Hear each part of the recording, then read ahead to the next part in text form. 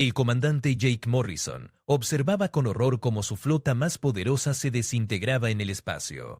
Las explosiones iluminaban la oscuridad como fuegos artificiales mortales, mientras los cascos de titanio se convertían en fragmentos brillantes. Su respiración se aceleró cuando los reportes llegaban uno tras otro desde la sala de comunicaciones. «Señor, hemos perdido contacto con el destructor Hudson», gritó la teniente Lisa Parker desde su consola, su voz temblando. «El crucero Atlantis también está fuera de línea».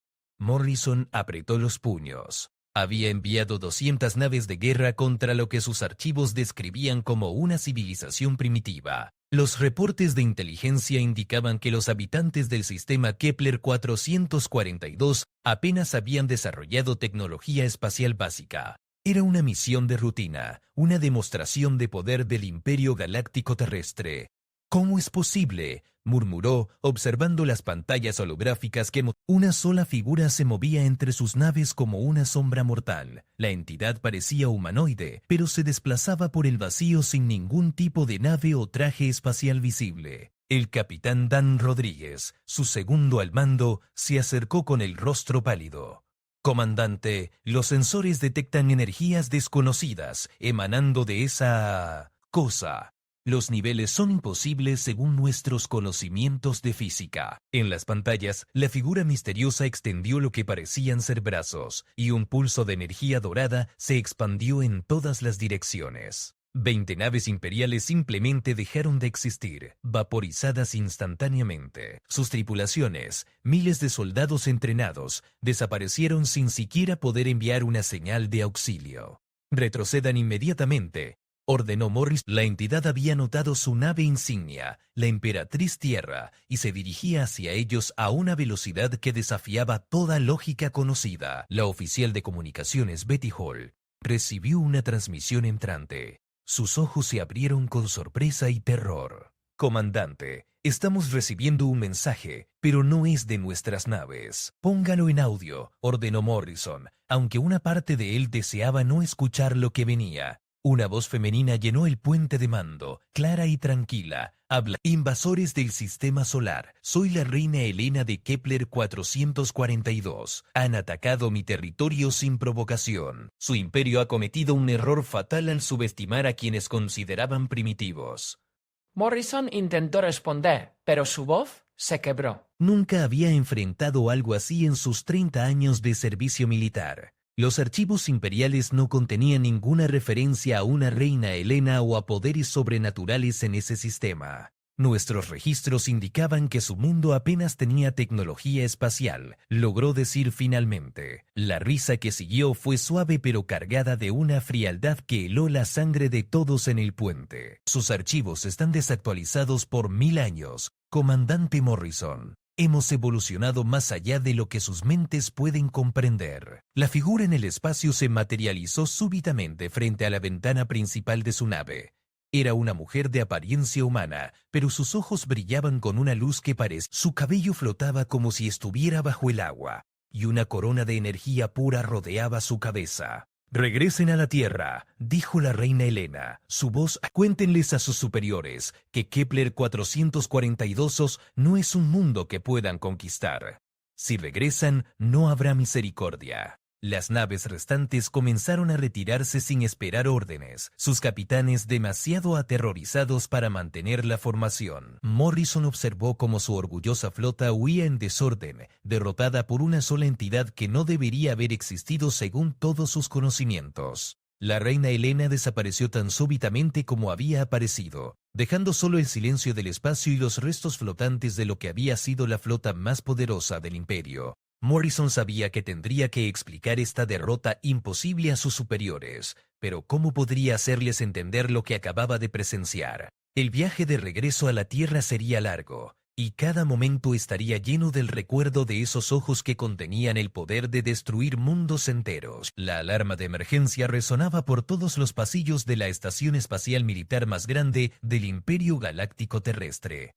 El almirante Richard Stone caminaba rápidamente hacia la sala de crisis, su uniforme impecable contrastando con la expresión de preocupación en su rostro. Los reportes preliminares que había recibido parecían imposibles. pero provenían de fuentes confiables. Informe completo, Coronel Adams, ordenó Stone al entrar a la sala llena de oficiales de alto rango. Las pantallas gigantes mostraban mapas estelares y datos de comunicación que parpadeaban en rojo, indicando emergencia máxima. El coronel Steve Adams, responsable de inteligencia militar, se puso de pie con documentos en sus manos temblorosas.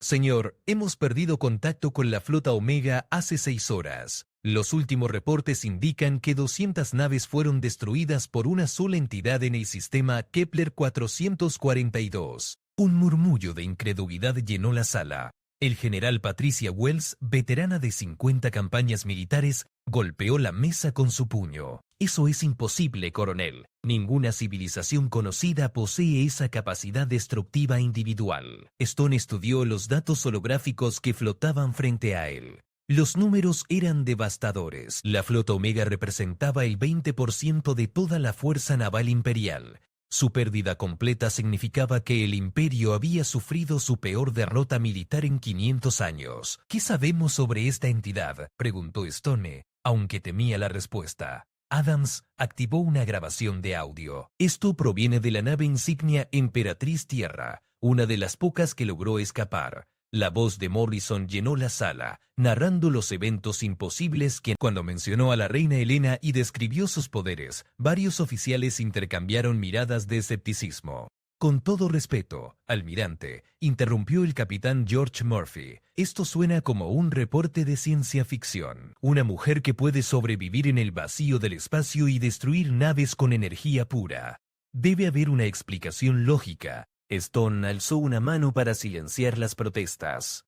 Coronel Adams, ¿qué dicen nuestros archivos sobre Kepler 442? Adams consultó su tableta electrónica. Según nuestros registros más recientes, el planeta alberga una civilización humanoidea con tecnología equivalente al siglo XXI terrestre. Población estimada en 2.000 millones, sin capacidades espaciales significativas. Clasificado como nivel 3 en la escala de amenaza, prácticamente inofensivo para nuestras fuerzas. Claramente nuestros archivos están equivocados, murmuró la doctora Ellen Foster, la científica principal del imperio. Si los reportes son exactos, estamos enfrentando una forma de vida que ha evolucionado más allá de nuestra comprensión actual de la física. Stone se dirigió a la ventana que daba al espacio estrellado. Durante décadas, el Imperio Galáctico terrestre había expandido su territorio sin encontrar resistencia seria. Las civilizaciones que encontraban eran incorporadas pacíficamente o conquistadas fácilmente. Esta situación representaba un cambio fundamental en el equilibrio de poder galáctico. Necesitamos más información, declaró finalmente. Quiero sondas de reconocimiento enviadas al sistema Kepler 442 inmediatamente.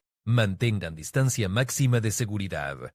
El coronel Adams vaciló antes de responder. Señor, ya enviamos 3 sondas no tripuladas hace 4 horas. Todas fueron destruidas al entrar en el sistema solar de Kepler 442%. La entidad parece capaz de detectar y eliminar cualquier presencia imperial. La tensión en la sala se volvió palpable. Stone se dio cuenta de que enfrentaban algo completamente nuevo en la historia de la humanidad espacial. No solo habían encontrado una civilización superior, sino que esta civilización había demostrado estar dispuesta a usar su poder de manera decisiva. ¿Cuál es el estado moral de nuestras flotas?, preguntó Stone. La general Wells consultó sus reportes. Los comandantes están nerviosos, señor. Las noticias de la destrucción de la flota Omega se han filtrado a través de las comunicaciones militares. Algunos capitanes han solicitado órdenes de evitar el sector Kepler completamente. Stone comprendió la gravedad de la situación. El imperio se había construido sobre la base de superioridad tecnológica y militar absoluta.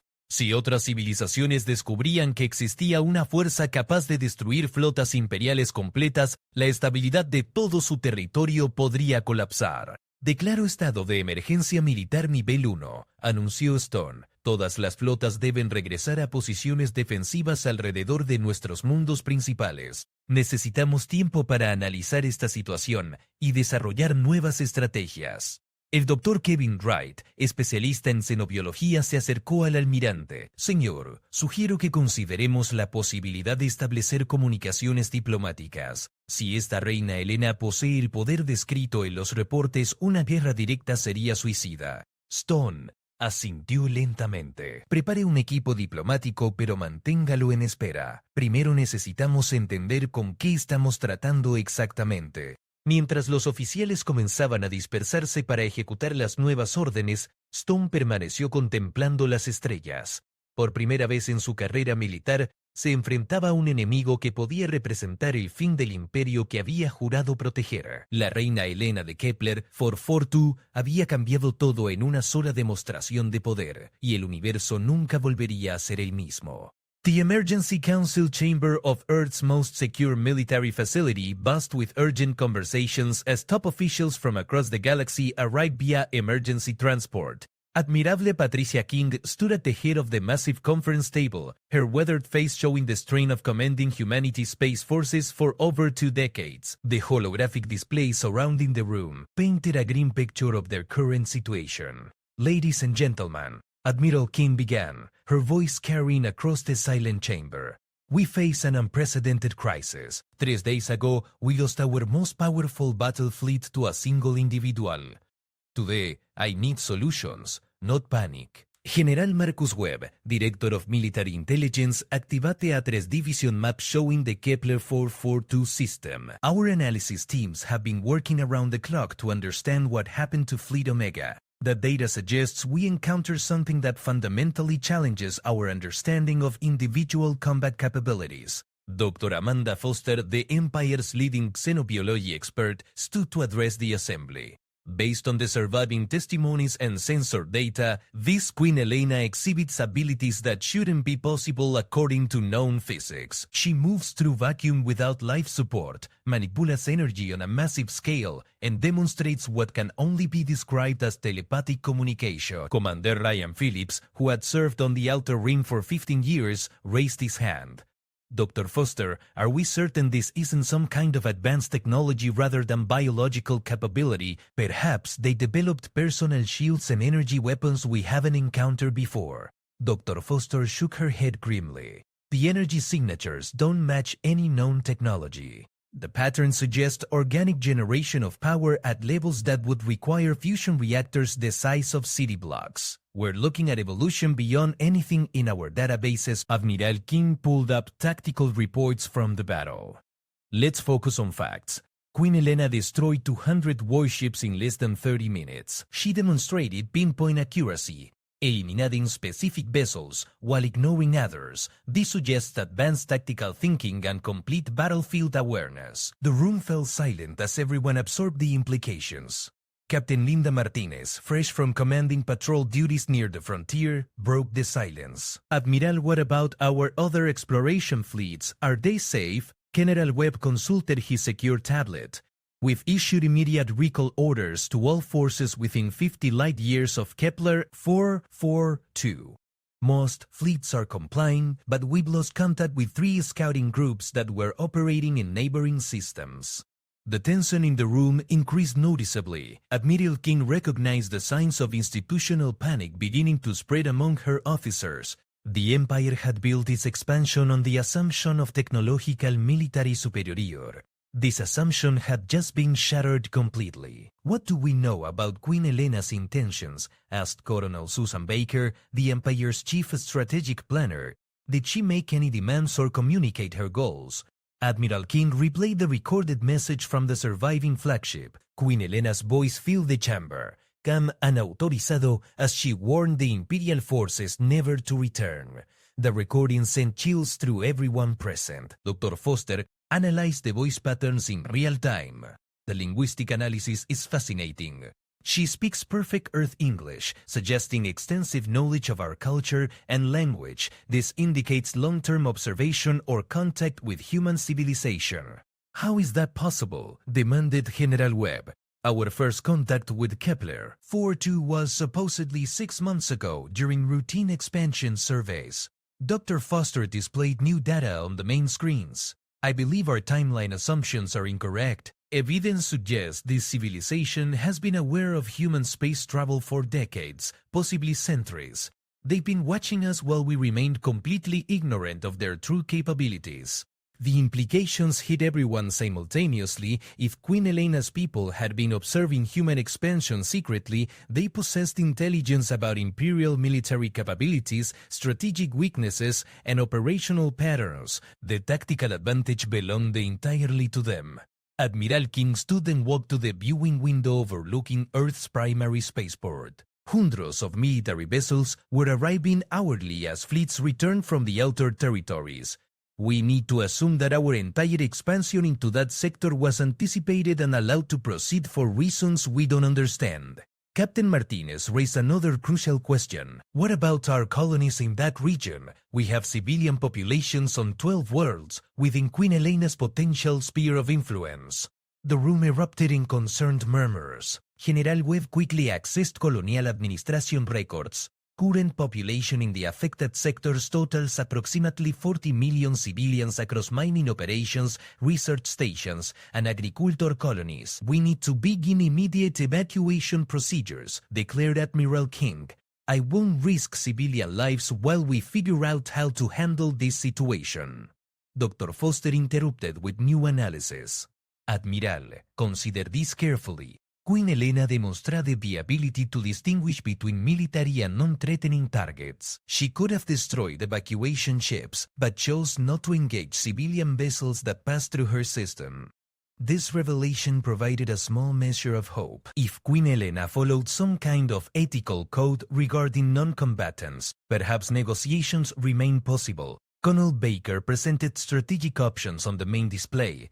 We have three potential courses of action. First, complete military withdrawal from the sector while attempting diplomatic contact. Second, massive military buildup for eventual confrontation. Third, acceptance of Kepler 442 as a restricted zone and adjustment of expansion plans accordingly.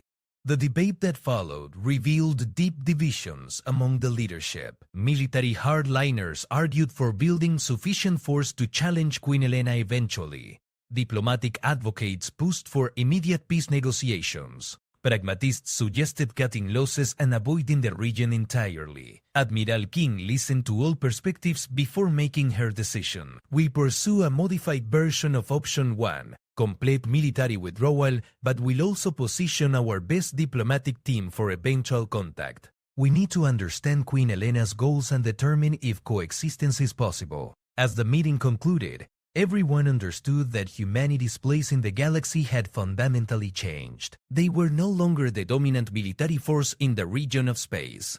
The age of unopposed human expansion had ended, replaced by the reality of sharing the galaxy with powers beyond their current understanding. The next phase would determine whether humanity could adapt to this new reality or face the consequences of continued aggressive expansion policies. The diplomatic vessel Harmony drifted at the edge of the Kepler 42 system, its crew maintaining maximum distance while attempting to establish contact with the mysterious Queen Elena. Ambassador Catherine Brooks stood in the ship's main communication center, reviewing her prepared statements for what could be humanity's most important conversation in centuries. Ambassador, we're receiving an incoming transmission, announced Lieutenant Commander Paul Richardson from his station. It's originating from the fourth planet, but the signal is somehow reaching us faster than light should allow. Brooks felt her pulse quicken. Put it through, Commander. The main screen activated, revealing Queen Elena in what appeared to be a crystalline throne room. Her presence seemed to fill the entire display, and those same luminous eyes that had terrorized Fleet Omega now regarded the diplomatic crew with calm intelligence. She wore flowing robes that seemed to shift between colors, and the crown of energy around her head pulsed gently. Ambassador Brooks of the Terran Galactic Empire, Queen Elena spoke, her voice carrying an otherworldly resonance. I have been expecting you. Brooks stepped forward, trying to project confidence despite the tremor in her voice. Your Majesty, I come representing humanity with hopes of establishing peaceful relations between our civilizations. The destruction of our fleet was unexpected.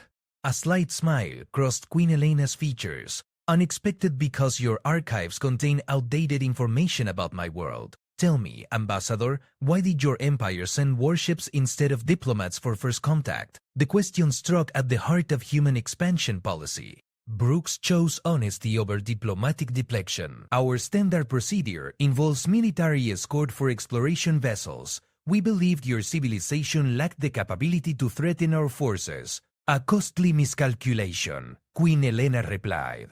Your military records show a pattern of conquest disguised as exploration. 17 civilizations absorbed into your empire in the past century, most through intimidation rather than voluntary association.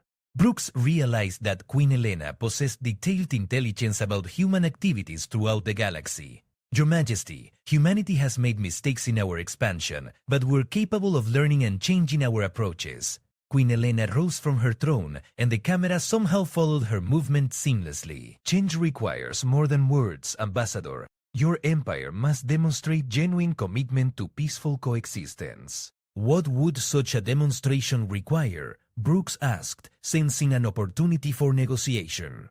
The Queen moved to what appeared to be a window overlooking a breathtaking alien cityscape. Crystalline spires reached toward purple skies, and beings that resembled humans but moved with impossible grace walked along elevated pathways that defied gravity.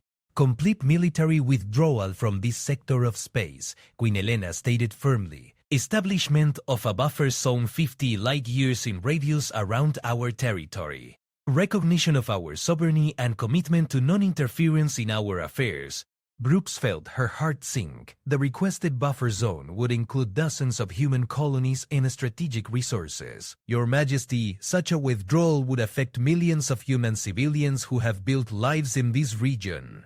Queen Helena turned back to face the camera directly. Your civilians are welcome to remain under our protection, provided they accept our governance. We have no desire to displace populations unnecessarily. This offer presented a complex diplomatic challenge. Human colonies would continue to exist, but under alien rule rather than imperial authority. Brooks realized she needed more information before responding.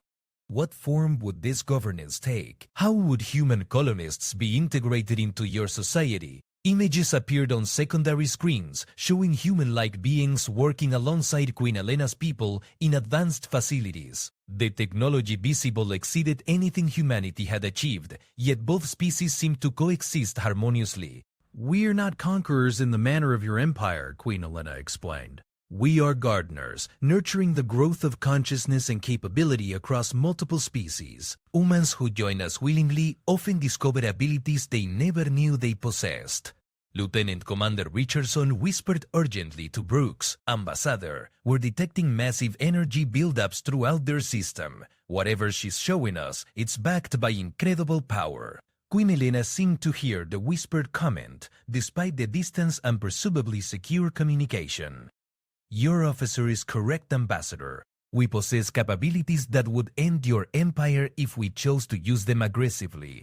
However, we prefer creation to destruction. The demonstration that followed left the entire diplomatic crew speechless. Queen Helena gestured a nearby space filled with constructs of pure energy. Massive stations materialized from nothing, equipped with technology that made human achievements look primitive. Within minutes, she had created infrastructure that would take humanity decades to build. This is what evolution beyond physical limitation looks like, Queen Helena continued. Your species stands at a crossroads, Ambassador. You can continue your path of aggressive expansion and eventually face civilizations that will not show the restraint I have demonstrated. Or you can choose cooperation and growth. Brooke struggled to process the implications of what she had witnessed. Your Majesty, I need time to consult with Earth leadership. These decisions exceed my authority. Of course, Queen Helena agreed graciously. You have 20 Earth days to provide a response.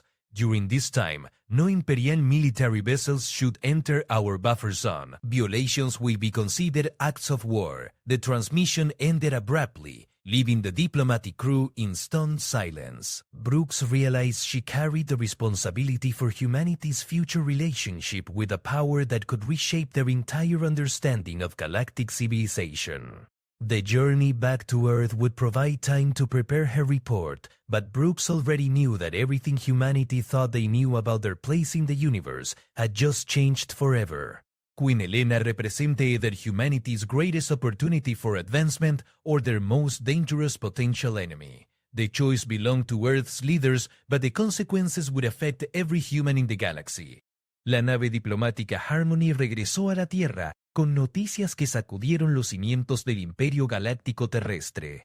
En la sala de reuniones más segura del planeta, el primer ministro Andrew Carter escuchaba el informe de la embajadora Brooks con creciente preocupación. Los líderes militares y civiles más importantes de la humanidad se habían reunido para decidir el futuro de su civilización. Señoras y señores, comenzó Carter, su voz resonando en la sala silenciosa. Enfrentamos la decisión más crucial en la historia de la humanidad espacial. La reina Elena nos ha presentado un ultimátum que podría cambiar completamente nuestra posición en la galaxia. El secretario de Defensa, Robert Kim, golpeó la mesa con frustración. No podemos simplemente entregar 50 años de expansión porque una sola entidad nos amenace. Tenemos millones de ciudadanos en esos sectores y recursos estratégicos vitales para nuestra economía. La embajadora Brooks activó las grabaciones holográficas de su encuentro con la reina Elena. Con todo respeto, señor secretario, esta no es una amenaza ordinaria. Hemos presenciado capacidades que desafían todo nuestro conocimiento científico. En las pantallas, Queen Elena demostraba la creación instantánea de estaciones espaciales masivas. Los oficiales presentes observaron en silencio, mientras tecnología imposible se manifestaba de la nada. Varios generales intercambiaron miradas de asombro y terror. La pregunta fundamental intervino la doctora Ellen Martínez, consejera científica principal. Es si deseamos enfrentar una guerra que no podemos ganar o buscar una relación que podría beneficiar enormemente a la humanidad. El almirante Stone, recién llegado del frente, presentó análisis militares actualizados. Nuestras simulaciones indican que incluso con todas nuestras flotas combinadas, las probabilidades de victoria contra alguien con las capacidades de la reina Elena son prácticamente cero. ¿Qué hay de nuestras alianzas?, preguntó la senadora Lisa Thompson. ¿No podrían otras civilizaciones proporcionar apoyo militar? El director de Relaciones Exteriores Charles Wright negó con la cabeza. Y contactado a nuestros aliados principales, la noticia de la destrucción de la flota Omega se ha extendido rápidamente. Varias civilizaciones están reconsiderando sus acuerdos militares con nosotros por temor a represalias. Esta revelación causó murmullos preocupados en toda la sala. El imperio se había construido sobre una red de alianzas basadas en la superioridad militar humana. Si esas alianzas comenzaban a colapsar, la posición estratégica de la humanidad se volvería aún más precaria. El primer ministro Carter estudió los mapas estelares que mostraban el territorio en disputa. Embajadora Brooks, ¿cuál es su evaluación personal de las intenciones de la reina Elena? ¿Busca la dominación galáctica o realmente desea coexistencia pacífica? Brooks reflexionó cuidadosamente antes de responder. Mi impresión es que la reina Elena no tiene ambiciones expansionistas en el sentido tradicional. Su demostración de poder parecía diseñada para disuadir agresión futura más que intimidar. Sin embargo, añadió el general Frank Davis, también demostró conocimiento detallado de nuestras operaciones militares y patrones de expansión. Ha estado observándonos durante décadas sin que lo supiéramos. La doctora Martínez presentó nuevos análisis científicos. He estado revisando los datos de energía registrados durante el encuentro diplomático. Los niveles de poder demostrados por la reina Elena exceden la producción total de energía de nuestras colonias más grandes. ¿Qué está sugiriendo, doctora?, preguntó Carter. Que estamos tratando con una forma de vida que ha trascendido las limitaciones físicas que nosotros consideramos absolutas. Si sus ofertas de cooperación son genuinas, podríamos aprender tecnologías que transformarían completamente la civilización humana. El secretario Kim se mostró escéptico. ¿Y si es una trampa? ¿Y si acepta a nuestros colonos solo para convertirlos en rehenes o peor? Brooks reprodujo otra sección de su grabación, mostrando humanos trabajando junto a los seres de Kepler 442 en instalaciones avanzadas. Los humanos que vimos parecían prósperos y felices. No detectamos signos de coerción o control mental. La debate se intensificó durante las siguientes horas. Los halcones militares argumentaban por una resistencia masiva, sugiriendo evacuar completamente el sector disputado, mientras construían fuerzas para un eventual contraataque. Los diplomáticos abogaban por aceptar las condiciones de la reina Helena y buscar una relación beneficiosa. Tenemos que considerar las consecuencias a largo plazo, declaró la senadora Thompson. Si rechazamos esta oferta y la reina Helena decide que somos una amenaza persistente, podría extender su zona de influencia mucho más allá de 50 años luz. El almirante Stone asintió gravemente. Las capacidades que hemos observado sugieren que podría llegar a la Tierra misma si lo decidiera. Nuestras defensas planetarias no significarían nada contra alguien que puede crear estaciones espaciales de la nada. Esta posibilidad aterrorizó a todos los presentes. La Tierra, corazón del imperio humano, podría estar al alcance de la reina Helena si ella elegía la confrontación total. El primer ministro Carter tomó la decisión más difícil de su carrera política. Vamos a aceptar las condiciones de la reina Helena, pero con modificaciones. Negociaremos un retiro gradual que permita a nuestros colonos elegir entre reubicación y si rechaza las modificaciones, preguntó Brooks. Carter miró por la ventana hacia las estrellas que ya no parecían tan amigables como antes. Entonces, aprenderemos si la reina Helena es tan benevolente como afirma ser. Por el bien de la humanidad, espero que nuestras evaluaciones de sus intenciones sean correctas. La decisión estaba tomada, pero las consecuencias apenas comenzaban a desarrollarse. La humanidad estaba a punto de experimentar su primera verdadera lección de humildad cósmica. Las negociaciones comenzaron una semana después, con la humanidad esperando que hubieran elegido el camino correcto hacia un futuro incierto. The transition period began immediately following Earth's formal acceptance of Queen Elena's terms. Admiral Patricia King found herself in the unprecedented position of overseeing the largest military withdrawal in human history, while simultaneously managing the complex logistics of civilian choice programs. From her command center orbiting Earth, she watched as transport vessels moved between human colonies and the expanding neutral zone. Admiral, we're receiving updates from Colony 7, reported Commander Angela Foster, the operations logistics coordinator. 60% of the civilian population has chosen to remain under Queen Elena's protection rather than relocate to Imperial territory. King studied the demographic data streaming across her displays. The pattern was consistent across all affected colonies. Younger populations and scientific communities showed higher rates of staying, while military families and conservative groups preferred relocation to establish imperial worlds. What reasons are they giving for staying? King asked, though she suspected she already knew the answer. Commander Foster consulted her reports. Most cite curiosity about Queen Elena's technology and the opportunities for advancement she's promising. Several scientific teams report that staying could accelerate human technological development by centuries. The communication console activated with an incoming priority transmission from the diplomatic vessel Harmony, still stationed at the edge of Kepler, 4-2 space. Ambassador Catherine Brooks appeared on the main screen, her expression mixing excitement with barely contained nervousness. Admiral, we've received an invitation from Queen Helena to visit her home world directly. She's offering to demonstrate the integration process and show us exactly what humans who join her civilization experience. King felt her stomach tighten.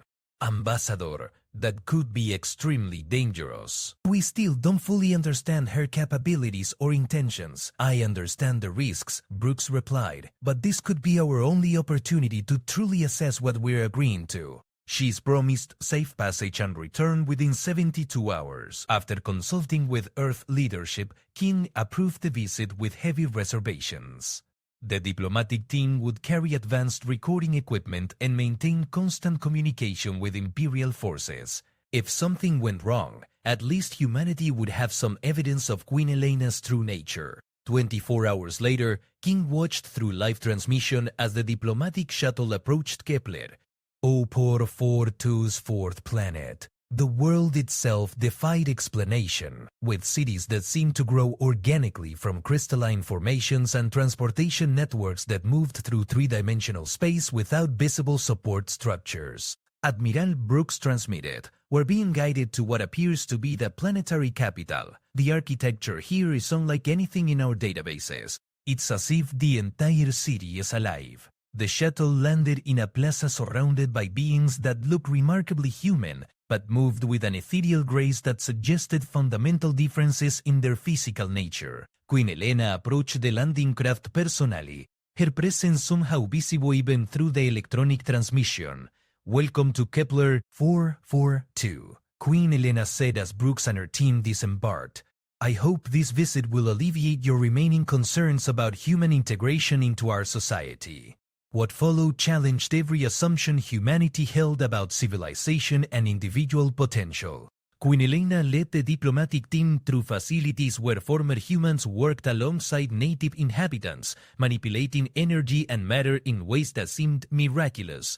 "This is Dr. Jennifer Walsh." Queen Elena introduced a woman who had been among the first human colonists to accept integration 6 months earlier. "She was a biochemist in your empire. Would you like to tell them about your current research?" Dr. Zobaydo amado por su cambio. Wall smiled, her eyes showing the same luminous quality as Queen Elena's, though less intense. "I'm working on cellular regeneration techniques that could extend human lifespan indefinitely." "The knowledge I've gained here in 6 months exceeds everything I learned during 20 years of imperial education." Brooks struggled to maintain professional composure. "Walsh, are you here voluntarily? Do you have any desire to return to human space?"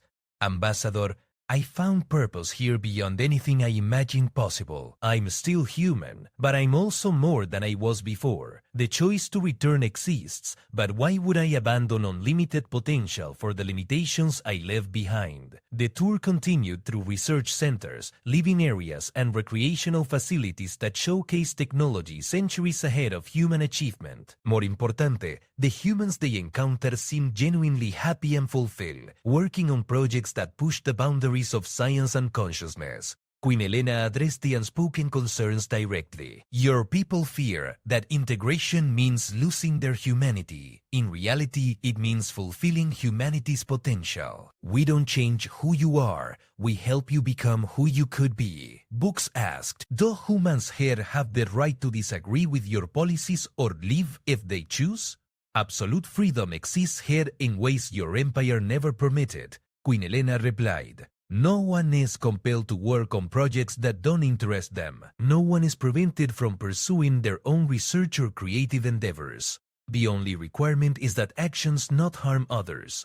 Admiral King, watching from her command center, found herself questioning fundamental assumptions about governance and individual rights. The society Queen Elena described sounded more free than many aspects of imperial civilization, yet it operated on principles completely different from human political theory. The most startling revelation came during a visit to what Queen Elena called the Advancement Center. Here, humans underwent voluntary processes that expanded their physical and mental capacidades beyond normal biological limits. The procedures were reversible, but few chose to return to their original state. "This is the true gift we offer," Queen Elena explained. "Evolution beyond the constraints of biology, while maintaining the essence of what makes each individual unique." Brooks watched as a former human engineer manipulated solid matter with thought alone, reshaping metal sculptures as if they were clay. The man noticed her amazement and smiled. "I was building bridges on Colony 7 6 months ago. Now I'm designing structures that exist in 11 dimensions. The only thing I regret is waiting so long to make this choice." As the diplomatic visit concluded, Brooks faced the most challenging report of her career. Everything she had witnessed suggested that Queen Elena's offer represented genuine advancement for humanity, not conquest or enslavement. "Admiral," she transmitted during the return journey, "I believe we need to completely reassess our understanding of this situation. What we are seeing isn't conquest or absorption. It's an invitation to evolve beyond our current limitations." King realized that humanity stood at the threshold of transformation. The question was no longer whether they could coexist with Queen Elena's civilization, but whether they were ready to accept the fundamental changes that true coexistence would require. The age of human expansion through military force was ending, replaced by the possibility of growth through cooperation and evolution. Whether humanity embraced this change or resisted it would determine their ultimate fate in a galaxy far more complex than they had ever imagined. 3 months after the diplomatic mission returned to Earth, the first wave of voluntary human applicants for Queen Elena's integration program prepared to depart from orbital stations around the planet. Dr. Rebecca Martinez, former head of the Imperial Science Council, stood in the departure lounge of Station Alpha, looking out at the transport vessels that would carry her and 500 L volunteers to Kepler 442. Dr. Martinez approached Admiral King, who had come personally to oversee the departure. "Are you certain about this decision? You're giving up one of the most prestigious positions in the Empire." Martinez turned from the window with a smile that mixed anticipation with determination.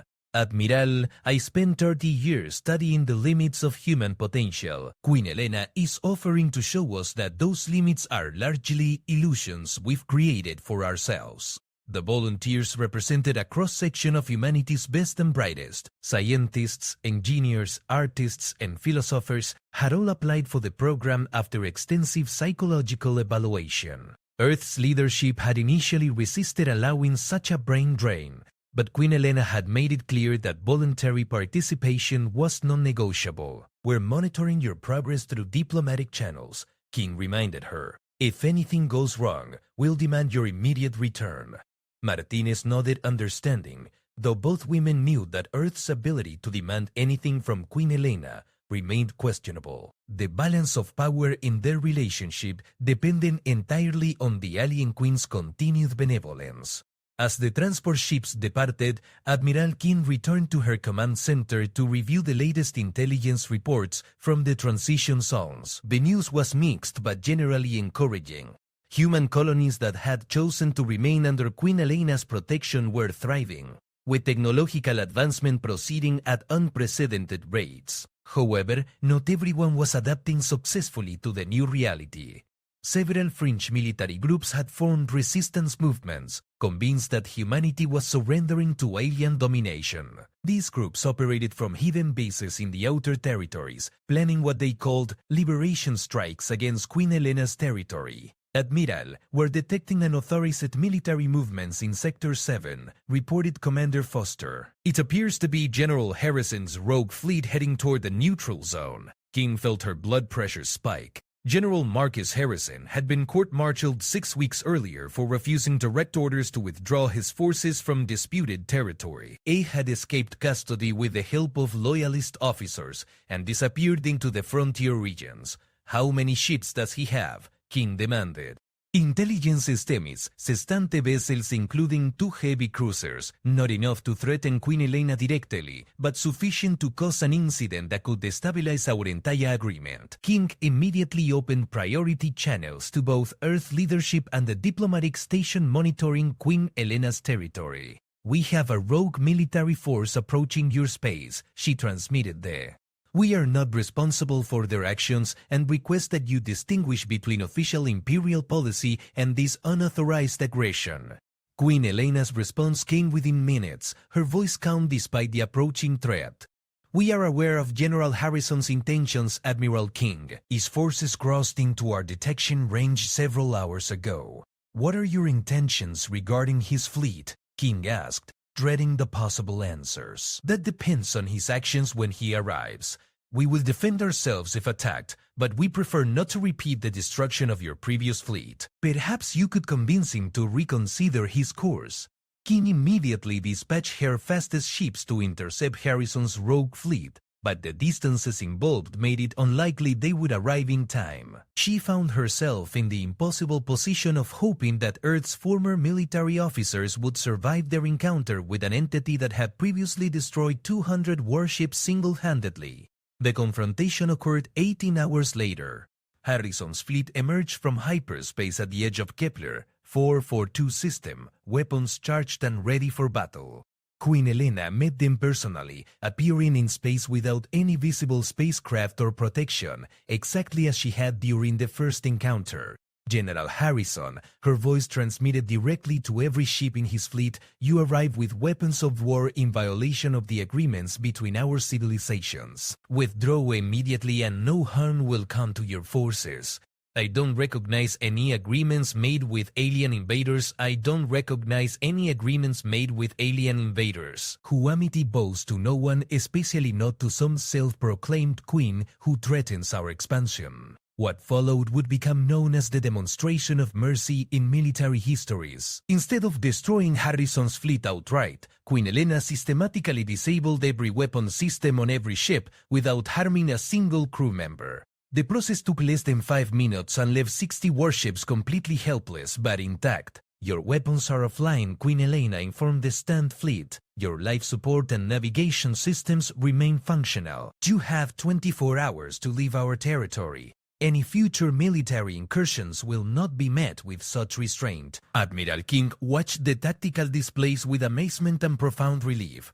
Queen Elena had demonstrated her power while showing mercy toward misguided human forces. The message was clear. Resistance was futile, but destruction was not inevitable for those who chose cooperation. General Harrison's humiliated fleet limped back toward Imperial space, their crews undoubtedly reconsidering their assumptions about Queen Elena's nature. More importante, the incident provided concrete evidence that the alien queen preferred peaceful solutions even when faced with direct military aggression. The first reports from Dr. Martinez and the other volunteers began arriving 2 weeks later. The integration process was described as transformative but not traumatic, expanding awareness and capability while maintaining individual personality and memories. Several volunteers reported breakthrough insights in their respective fields within days of beginning the program. The knowledge transfer isn't forced, Dr. Ovegake, Martinez reported via secure transmission. It's more like gaining access to a vast library that includes insights from thousands of different civilizations. You remain yourself, but with access to wisdom accumulated over millennia. As these reports circulated through Earth's scientific community, applications for the integration program increased dramatically. The initial trickle of volunteers became a steady stream as humanity began to understand what Queen Elena truly offered.